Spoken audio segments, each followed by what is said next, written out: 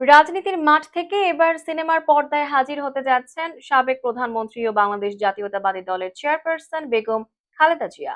সাবেক এই প্রধানমন্ত্রীকে নিয়ে সিনেমা নির্মাণের ঘোষণা দিয়েছেন নির্মাতা M.K. জামান। জানা গেছে, মাদার অব ডেমোক্রেসি নামে সিনেমাটির নাম ইতিমধ্যেই নিবন্ধন করা হয়েছে পরিচালক সমিতিতে।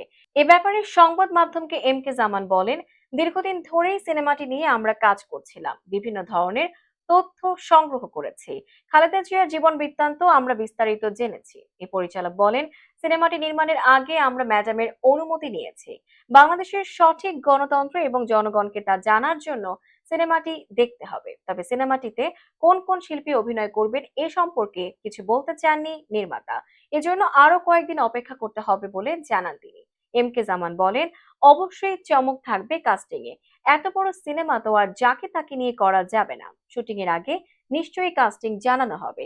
এই নির্মাতা জানান, এরই মধ্যে চিত্রনাট্যের কাজ সম্পন্ন হয়েছে, এখন প্রি প্রোডাকশনের কাজ চলছে। আগামী মাসের শেষ দিকে হয়তো এর দৃশ্য ধারণের কাজ শুরু হবে। সিনেমাটি প্রযোজনার দায়িত্বে রয়েছে আকন্দ এন্টারটেইনমেন্ট PLC।